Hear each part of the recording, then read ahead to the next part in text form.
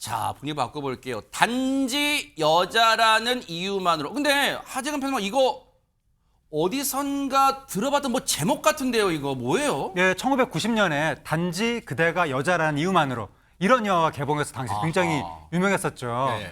그때 원미경 씨, 김민종 씨가 이제 나오는데 원미경 씨가 성폭행 당할 뻔한 피해자, 김민종 씨가 성폭행 가해자 이렇게 나옵니다. 근데 영화 내용이 원미경 씨가 성폭행 당할 뻔하다가 성폭행 가해자의 혀를 깨무는 겁니다. 혀를 깨물었는데 이게 수사를 받게 되는 거예요. 피해자가 정당방위를 인정을 못 받고 상대방 혀를 깨물었다고 해서 중상해죄로 이 피해자 여성이 원미경 씨가 유죄를 선고받는 그런 내용이거든요. 그래서 막 법정에서 싸우다가 2심에서 결국 감동의 무죄 선고 이렇게 돼서 이제 그 영화가 유명했었는데 이게 단지 상상이 아니라 현실에서 실제로 벌어졌던 사건을 영화로 만든 거였습니다. 그래요? 영화 개봉 2년 전에 변월수 사건이라는 게 있었는데 그게 뭐예요? 그 사건에서 바로 그 성폭행 상대방을 혀를 깨물었다가 그 변월수라는 분이 1심에서 유죄 본인이 피해자인데도 실제 본인이 있었던 사건이에요. 본인이 변호사 유죄 사건이에요. 선고를 받았다가 2심 가서 무죄 선고를 받았던 그 사건을 영화화했던 것인데 네. 근데 저 변월수 사건이 있기 24년 전에 그때 이미 유사한 사건이 또 있었던 겁니다. 24년 전에 1964년에 그때 무슨 일이 있었냐면 최말자 사건이 있었습니다. 최말자 씨 사건인데 그때 최말자 씨가 성폭행범의 혀를 깨물었습니다. 그리고 나서 본인이 중상해죄로 처벌을 받은 거예요. 제가 좀 전에 말씀드렸다시피 변호수 사건은 2심에서 무죄 선고 받았거든요. 네. 근데 최말자 사건은 최말자 씨가 61년이 지난 지금까지도 유죄 상태로 계속해서 범인으로 지금 남아있는 거예요, 기록이. 이분이 계속해서 지금 싸워왔거든요. 그래서 결국 내일 모레 최말자 사건의 재심이 시작되게 생겼습니다. 실제 보세요. 당시 성폭행을 시도한 남성의 혀를 깨물었고 구속 상태에서 6개월 옥살을 했고 유죄 판결을 받았던 상황이에요. 그래서 지금 이 상황 시청자분들 중에서는 허준 변호사님 조금 연세 있으신 분들은 나 이 사건 기억나 하신 분도 계시겠지만 조금 더 설명을 좀 해주세요. 네, 사건이 발생한 것은 지금으로부터 무려 61년 전입니다. 1964년 5월 6일에 사건이 발생을 했는데요. 네.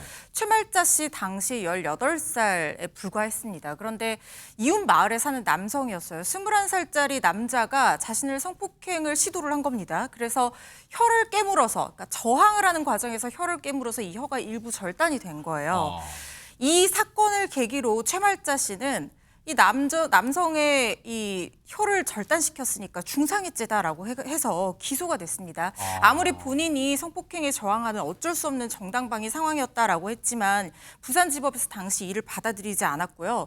징역 10개월에 집행유예 2년을 선고를 해서 유죄가 난 상황입니다. 그런데 집행유예가 나왔다고 하더라도 이 최말자 씨가 이 과정 중에서 수사 과정 중에서 상당히 강압적인 그래서 불법적으로 수사를 받았다고 계속해서 주장을 해왔고 심지어 영장 없이 영문도 모르는 채로 구속이 돼서 6개월이나 수감 생활을 하기도 했었습니다. 어머나.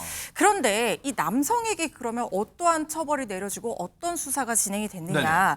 이 남성은 일단 최말자 씨와 내가 합의하는 그런 과정에서 있었던 일이기 때문에 내가 강제성이 없었다라고 주장을 했고 이 부분이 받아들여져서 강간 미수 혐의는 아예 제외가 됐고요. 세상에. 다만 이제 사건이 일어나고 나서 최말자 씨의 아버지 집에 가서 막 협박을 했단 말이죠. 이게 일행들을 데리고 그래서 특수 주거 침입, 특수 협박 혐의만 적용이 돼서 징역 6개월에 집행유예 2년이 선고가 됐는데 심지어 이 남성은 구속되지도 않았어요. 그러니까 불구속 상태에서 조사도 받고 재판도 받았던 겁니다. 그런데 이 수사 과정도 그렇지만 형량만 단순 비교해 보더라도 사실상 최말자 씨는 그냥 친구들이랑 집에서 놀다가 불러내서 나갔다가 이런 봉변을 당한 것인데 피해자인 최말자 씨보다도 가해자인 남성이 가벼운 형량이 선고가 된 겁니다. 그러네요. 최말자 씨는 물론 실형을 살진 않았지만 앞서 말씀드렸죠.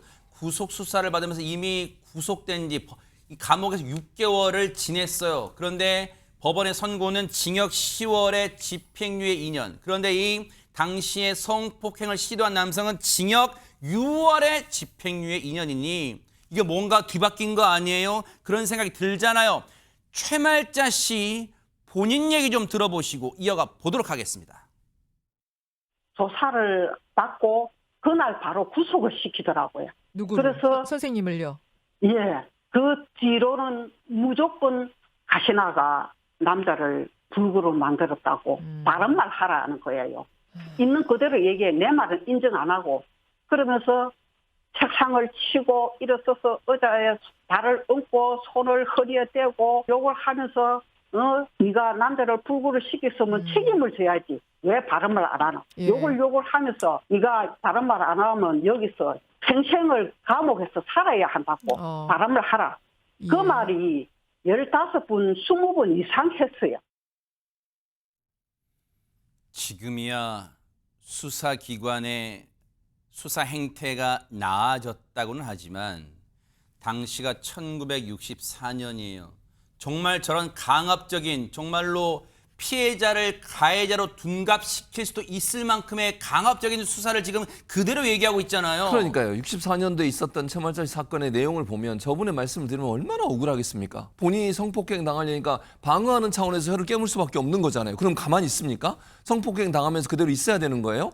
아니 경찰이라는 사람이 물론 지금은 그렇게 안 한다는 거 전제로 말씀을 드리는 겁니다. 그 당시에 경찰이 수사하면서 저 따위로 수사를 했으니 이게 얼마나 억울하겠습니까?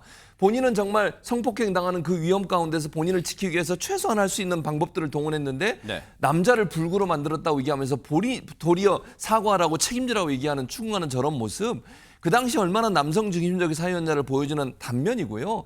제가 모르겠습니다. 저렇게 정말 최말자 씨처럼 적극적으로 방어하는 사람이 있는가 하면 네. 그 당시에는 그런 억울한 일을 당하고 아예 말도 못하는 사람도 많았을 거예요. 네. 실제로 동네에서. 네. 그런 억울한 일이 많은데도 저런 태도를 수사기관이 보이니까 결국은 피해를 당하고도 말도 못하는 그런 일들이 이 남성 중심적 사회에서 오랫동안 이루어졌다는 점은 통탄할 일이고요. 네. 이제 지금은 바뀌어서 다행이지만 앞으로도 여성들이 피해를 당하는 일을 최소화할 수 있는 방안들을 반드시 만들어야 됩니다. 네. 지금 최말자 씨 주변의 영상도 보셨지만 그나마 위로가 될 수 있는 건 지금은 홀로 서 있지 않고 주변에 많은 도움을 주시려는 분이 계신 것 같아요. 천만 다행이긴 한데 일단은 보세요. 어쨌든 최말자 씨 본인에겐 평생에 지금 한으로 남아있을까 지금 그 한을 풀어야 될 거 아닙니까? 그렇죠. 이제 평생의 한일 수도 있지만 64년을 지켜올 수 있는 어떤 강인한 버텨온 힘이 될 수도 있고 80대시잖아요. 그래서 사건이 있은 지 56년 만인 2020년도에 네. 최말조 씨가 주변 사람들과 더불어 용기를 내서 재심을 청구했습니다. 부산지법, 부산고법 청구에서는 기각당했는데 그 기각 이유가 아까도 밝혔지만 수사 과정에서 검사가 불법 구금을 하고 자백을 강요했다는 최씨 주장을 뒷받칠 만한 근거가 없다, 증거가 없다라는 이유로 이제 기각이 됐는데 당시 CCTV 이런 게 없으니까 저런 말 하겠죠, 진짜. 그렇죠. 그래서 상고라고 대법원 앞에서 최말자 씨가 1인 시위를 하기도 했습니다. 근데 이 사건은요, 여성과 남성의 문제가 아니고요. 제일 중요한 건 성적 자기 결정권.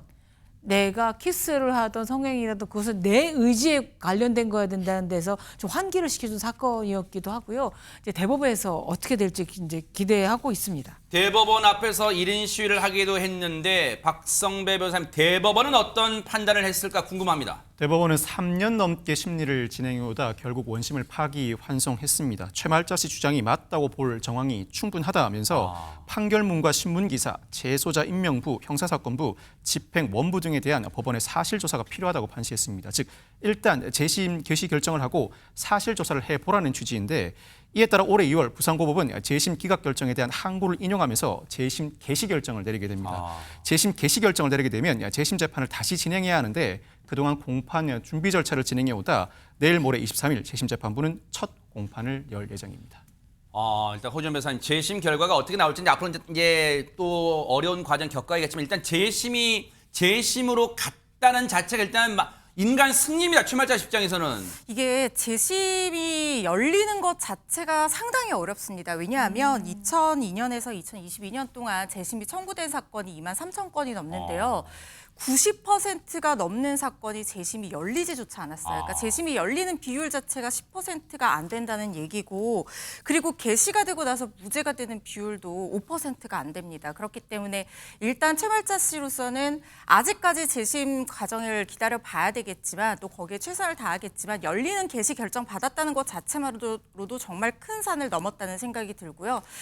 특히 2021년에요. 부산에서 황령산에서 비슷하게 혀를 절단 했다는 사건이 있었는데 이 사건은요 남성이 어떤 가해 행위를 하는 거에 대해서 정당방위라고 봐서 아예 기소조차 되지 않았거든요. 이렇게 생각이 많이 바뀌었습니다. 그렇기 때문에 물론 그때 당시에 어떤 사실조사나 이런 네. 것들이 또 충실히 이루어지겠지만 결과는 한번 지켜봐야 될 것 같습니다.